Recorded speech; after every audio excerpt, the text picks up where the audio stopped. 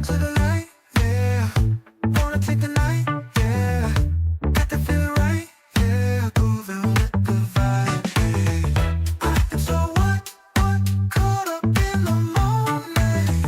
I am so what, let the rhythm show, hey.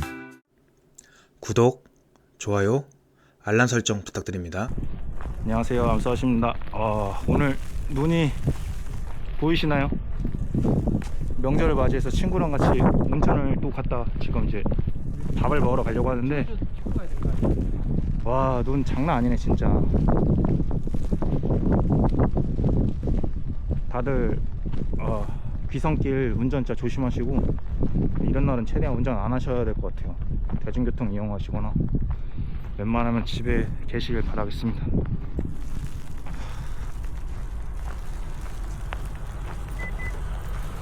저는 친구가 스노우 타이어여가지고 그래도 편히 잘 왔습니다. 확실히 연나는 스노우 타이어만한 게 없는 것 같아요.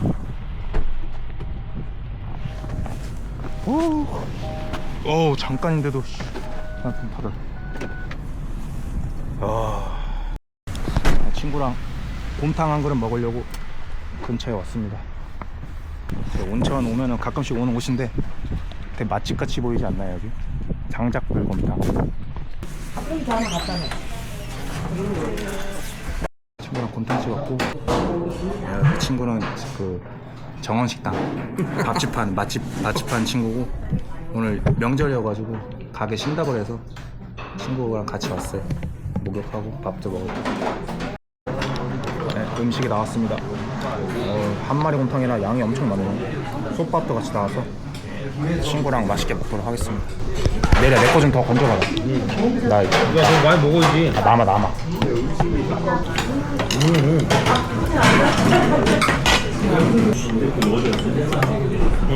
땡큐. 나는 안에 엄청 푸짐하네. 우족도 들어가 있는 거 같고. 목욕탕 딱 갖다 와서 밥 한번 먹는 게 딱이네. 이게 제일 좋아. 깔끔하고 상쾌해.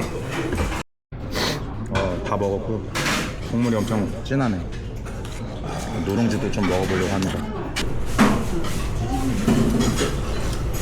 아, 이거 또 숭늉을 또, 응? 누룽지를 또 이거 또 디저트, 코리안 디저트 아니야? 오랜만에 맛있어. 맛있네?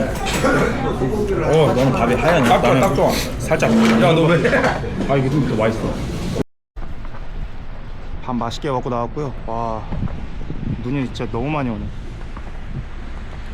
친구가 또 밥을 사줘가지고 제가 밥을 내려고 했었는데 밥값도 맛있게 얻어 먹었습니다. 아이고야. 낭만은 있는데 눈이 많이 와서 걱정도 많이 돼요. 네, 오늘은 또 어떤 주제를 가지고 또 얘기를 해볼까 하다가, 제가 며칠 전에 라이브 방송하면서도 잠깐 얘기를 꺼낸 적이 있는데, 오늘은 암 환자의 시각에서 안병동 주치의들은 왜 불친절한가에 대해서 한번 얘기를 해볼까 합니다. 저도 지금 현재 생존 4년째인데, 지금 현재는 뭐 추적 관찰 중이어서 6달에 한 번씩 걸러 가고 있지만, 평균적으로 3달에 한 번씩은 가고 있고, 주치의 선생님을 만나고 있습니다. 초창기에는 항암을 하면서 거의 1년 반 동안 병원을 무척 많이 다녔죠. 그리고 또 저는 입원해서 하는 항암을 했기 때문에 병원에서 보내는 시간이 초창기에는, 암투병 초창기에는 되게 많았던 것 같아요. 그렇게 해오면서, 암투병을 해오면서 저희 담당 주치의 선생님을 만나고 어떤 얘기를 듣고,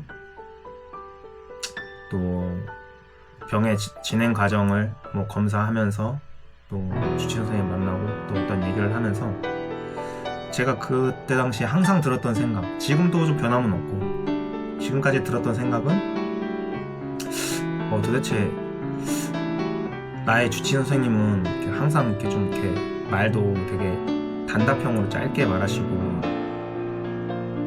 왜 이렇게 항상 좀 퉁명스럽게 얘기하시지? 그리고 약간 환자에게 있어서 약간 어떤 희망적인 대답을 좀 듣기가 어렵다. 저도 약간 그런 생각이 들어서 항상 병원을 이렇게 갔다 나오면은 뭔가 좀 속 시원한 대답을 못 들었던 것 같아요. 항상. 그래서 좀 뭔가 이렇게 명확하지가 않다. 항상. 그래서 뭔가 좀 어떤 그런 이제 뭐 검사를 받거나 뭐 검사에 좋고 나쁜 유무를 떠나서 뭔가 좀 속 시원한 대답을 듣고 싶었는데 그러지가 못해서 역시 좀 뭐 상급병원이라 뭐 돌보는 환자도 워낙 많고 하다 보니까 그래서 좀 뭐 빨리빨리 일도 처리해야 되고 워낙 환자가 많고 하다 보니까 그래서 좀 불친절하신 거 아닌가라는 생각을 제가 보는 관점에서는 좀 그렇게 생각을 많이 했던 것 같아요. 근데 또 이렇게 돌이켜 보니 그거는 저만의 약간 오해일 수도 있겠다. 제가 의사가 된 건 아니지만 의사의 입장에서 한번 생각을 해보는 시간을 한번 가져봤습니다. 그래서 제가 직접 의사가 어떻게 되는 것인지, 현재 우리나라에서는 의사가 되는 과정이라든지, 그리고 주치의와 전문의의 차이는 무엇인지, 그리고 현대의학에서 의사의 윤리는 어떻게 되는 것인지, 좀 이러한 것들을 좀 조사를 하다 보니까 어느 정도 제 주치의 선생님이 일관되게 하셨던 행동이라든지 말, 저를 어떻게 대했던 태도, 이런 게 좀 납득이 되는 것 같아요. 그래서 제가 이 과정에 대해서 한번 좀 설명을 드려볼게요. 그래서 여러분도 한번 들어보시고 여러분들은 어떻게 생각을 하시는지 또 각자 한번 이렇게 다시 생각해보는 기회가 되시면 좋을 것 같습니다. 그래서 저는 첫째로 우리나라에서 의사가 되는 과정에 대해서 한번 조사를 해봤어요. 간단히 말해서 의사가 되는 과정을 살짝 읊어보자면, 일단 의예과 2년을 다닌 후 그 다음에 본과를 4년 정도 다니게 됩니다. 그리고 나서 거기서 졸업을 하고 이제 의사 시험을 거쳐 합격이 되면 이제 일반 의가 되는 거고요. 이제 거기서 내가 좀 더 공부를 더 하고 싶다, 세부적으로 하면은 3, 4년 동안의 기간을 또 거쳐서 레지던트 과정, 우리가 알고 있는 레지던트 과정을 하게 됩니다. 그렇게 해서 공부를 하고 이제 나오게 되면 전문의가 되는 거고요. 거기서 조금 더 2, 3년 정도 더 공부를 하게 되면 이제 분과 전문의가 된다고 해요. 그래서 이렇게 큰 틀에서는 이렇게 제가 설명드렸고, 세세하게 처음부터 말씀드려보자면, 일단 의예과, 우리나라에서는 의예과를 2년 다니는데 미국에서는 4년 정도를 다닌다고 해서 우리나라보다 미국이 좀 더 의사가 되는 과정이 시간이 조금 더 긴 것 같습니다. 그래서 의예과를 일단 2년 다니고 그 다음에 본과 4년 동안 전반적인 모든 것을 공부한다고 합니다. 예를 들어서 내과, 외과, 산부인과, 소아과, 정신과 등을 비롯한 모든 전문 과목을 공부하고 그 다음에 의대를 졸업하고 의사 시험을 본 후 합격하면 이제 의사 면허증이 나오는 거예요. 그래서 의사 면허증을 가지고 병원을 차리면 일반의 의사가 된다고 합니다. 그래서 여기까지 약 6년 정도의 과정을 거쳐서 이제 나와서 개원을 하면 일반의 의사가 되는 거고요. 여기서 좀 더 나아가서 우리가 아는 1년 레지던트, 전공의라고 하면 상급병원 이런 데 가서 이제 밑에서부터 이제 시작을 하는 거죠. 그럼 이제 그런 과정을 거치는 거를 우리는 전문의라고 부르게 됩니다. 그래서 전문의 과정을 예를 들어서 내과를 들어보자면 3, 4년 동안 그 모든 내과 과정을 다시 공부한다고 해요. 뭐 예를 들어서 상급병원에서 또 입원 환자를 관리하고 중환자실 환자 등을 또 관리하고 심장, 호흡기, 혈액 종양, 소화기 등 이쪽 분야를 좀 더 세밀하게 더 공부하는 과정을 거치는 거를 레지던트 과정. 그리고 이 과정을 하고 나면 우리가 전문의라고 부른다. 여기서 더 나아가서 이제 2, 3년 동안 더 공부하게 되는 거를 이제 분과 전문의 과정이라고 한대요. 그래서 내과 안에서도 예를 들어서 심장이 있고 신장이 있고 소화기 쪽 뭐 이렇게 있잖아요. 나뉘어 있잖아요. 그래서 거기 그 분야를 또 나눠서 다시 또 공부를 하면 분과 전문의 과정이 된다고 합니다. 그래서 지금 현재 저는 이제 상급병원으로 서울 삼성병원을 다니고 있는데, 삼성병원에서 제 주치의 선생님이 소화기 내과 이제 누구누구 교수님이시거든요.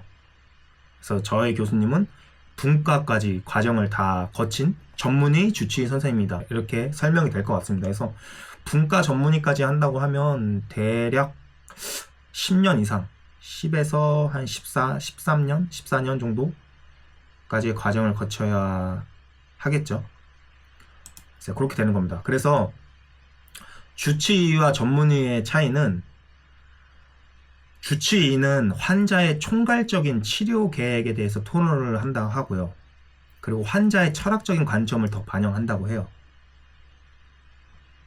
근데 이제 암 전문의 같은 경우에는 주치의로부터 치료를 부탁받은 전문의라고 해요. 치료의 장단점, 부작용, 예상 등을 전문적으로 설명한다고 하고요. 근데 이제 저의 주치의 선생님 같은 경우에는 그럼 어떻게 됐냐? 상급병원 주치의 선생님 같은 경우에는 전문의 과정, 과정까지 다 거친 전문의가 주치의를 겸한다고 보시면 될 것 같습니다. 이제 그렇게 이제 제가 이제 알아보니까 이렇게 되더라고요. 그래서 이제 이렇게 알고 나니까 제 주치의 선생님께서 왜 좀 이렇게 그렇게 설명을 했는지 항상 저에게 좀 약간 뭐 퉁명스럽지만 그렇게 일관되게, 그리고 이렇게 뭐 막상 이렇게 희망적인 얘기를 이렇게 많이 안 하셨던 게 왜 그런지에 대해서 좀 관점을 알 것 같아요. 아무래도 저는 처음에 제가 암 선고를 받고 분명히 제 주치의 선생님이 저한테 판정을 내렸을 때 사기다, 이러이러한 증상이 있고 여기 이곳에 전이가 있고, 그리고 수술이 안 되고 수술이 상대적으로 희박하다, 어떻게 하겠냐, 원하시는 곳이 있으면, 알아보신 병원이 있으면 그쪽으로 가셔도 된다 라는 일단 말씀을 저한테 처음 하셨고, 저는 처음에 그 얘기를 듣고 그냥 너무 사람이 너무 매정하다, 정이 없다고만 생각을 했는데, 어쨌든 그렇게 저한테 자세하고 객관적으로 저의 현 상황을 설명을 해주셨어요. 일단 감정을 다 제하고. 그래서 저는 그럼 어떻게 하면 됩니까? 치료를 하고 싶습니다라고 제 주치의 선생님 말씀드렸고, 주치의 선생님은 내가 치료를 하고 싶다, 내가 그래도 치료를 받고 싶다는 거를 승낙을 하고 그 다음에 저를 받아주신 거란 말이에요. 그러면 이제 전문의 입장으로서는 이렇게 되는 거예요. 제가 아까도 말씀드렸지만 전문의라 하면 주치의로부터 치료를 부탁받은 전문의예요. 그러니까 저의 주치의 선생님은 제 주치의 선생님이 되지만 전문의 이 과정도 이제 밟아 오셨으니 그러면 이제 환자가 치료를 받겠다 하니 환자가 치료를 받고 싶어하는 권리를 주장함에 있어 그거를 따라주신 게 아닌가, 좀 이런 생각이 들더라고요. 그리고 현재 우리나라 현대의학에서 의사의 윤리에 대해서 제가 이렇게 좀 알아봤어요. 의사의 윤리는 자신의 개인적인 감정 철학을 환자에게 강요할 수 없다고 해요. 그리고 치료의 여부는 환자가 결정하는 것이다. 의사는 단지 장단점, 부작용, 통계학적으로 예상되는 결과만을 설명해 줄 뿐이지 거기에 나의 사사로운 감정을 개입해서는 안 된다. 현재 현대의학에서의 의사의 윤리입니다. 이런 거를 이제 제가 조사해보고 이제 뭐 공부를 통한 건 아니지만 이렇게 좀 이렇게 보다 보니 이러한 게 있구나, 이런 것에서 알게 되니까 이제서야 제 주치의 선생님에 대한 어떤 행동이라든지 언행이 좀 저는 되게 이해가 되고 공감이 됐거든요. 그래서 여러분은 어떻게 생각하실지 다시 한번 생각해보는 경우가 될 수도 있을 것 같습니다. 다시 말해서 의사는 어떠한 질병에 대해서 나는 이렇게 살 바에는 이렇게 하겠다라고 환자에게 직접적으로 말하고 싶어도 그렇게 말할 수 없으며, 엄청 상태가 안 좋은 환자라 하더라도 환자가 난 치료를 하고 싶다, 원한다라고 하면 의사는 환자의 결정에 존중하고 따라줘야 한다는 것입니다.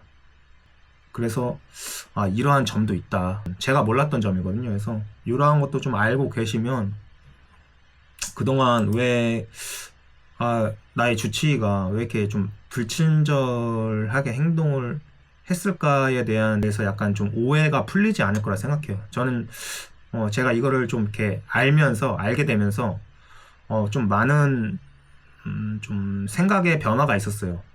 좀 이런 사실을 알게 되니까 저는 또 이제 이런 생각이 들더라고요. 한편으로는 의사는 암을 치료함에 있어서 환자에게 확정적으로 말할 수 있나?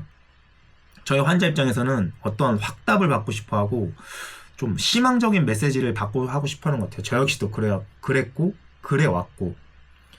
근데 돌이켜 생각해보니까 오히려 환자에게 내가 고칠 수 있습니다, 당신 내가 완치시켜 줄게로 말하는 사람이 오히려 좀 어불성설 아닌가, 뭔가 좀 맞지 않는 게 아닌가라는 생각이 좀 들었습니다. 그래서 여러분들은 어떻게 생각하시는지 다시 한번 생각해 보시는 기회가 되지 않을까, 이런 생각이 듭니다. 저희가 암 환자고 암에 대해서 암에 걸렸으니 저희가 암에 대해서 많은 공부를 하게 됩니다. 저 역시도 그렇고. 근데 제가 이건 저의 주관적인 생각이지만 저는 좀 그렇게 생각해요. 암 환우가 그렇게 많이 아실 필요는 없다고 생각해요. 솔직히 말해서 암에 대해서 알면 알수록, 현실적으로 알게 되면 알수록 현실적으로는 되게 많이 어둡고 비관적인 부분이 많습니다. 그래서 제가 봤을 땐 오히려 정신적으로 조금 더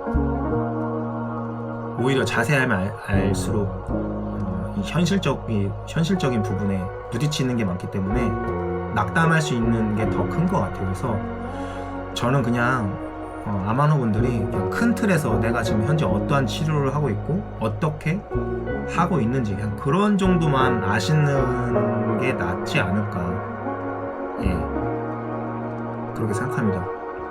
저도 암환우지만 저도 사실은 이 통계, 이 확률을 뚫기 위해서 어떻게 보면 노력을 하고 지금 유튜버에 저를 비추고 여러분 앞에 나서고 있는 거잖아요. 한 줄기 어떠한 희망, 어떠한 퍼센테이지 뚫고 내가 그 퍼센테이지 안에 들어보겠다 하는 그 확률은 솔직히 엄청 희박해요. 희박하지만 우리는 그런 한 줄기 어떠한 퍼센테이지라든지 어떠한 희망을 갖고 살아야지만 그나마 우리는 어떠한 그 에너지를 갖고 또 용기를 낼 수 있고 그리고 또 그렇게 될 수 있으니까 저희는 이제 그렇게 살아가는 거잖아요. 그래서 그냥 그러한 어떠한 그런 희망, 한 줄기 희망을 남겨놓은 채 그냥 살아가는 게 제일 현명하지 않을까, 그리고 제일 긍정적이지 않을까, 좀 이런 생각을 하게 됩니다. 그래서 오늘은 제가 그동안 이제 암투병을 하면서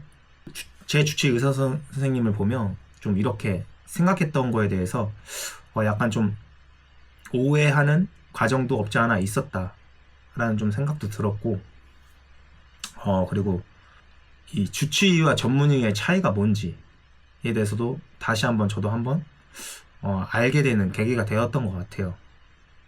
오늘은 좀 이러한 주제에서 한번 말씀을 드려봤고요. 나중에 또 다른 주제로 찾아뵙도록 하겠습니다. 요즘 날이 많이 춥고 또 눈도 많이 오고 하는데 케어 잘 하시고 건강한 삶, 건강한 활동 계속 이어나가셨으면 좋겠습니다. 감사합니다.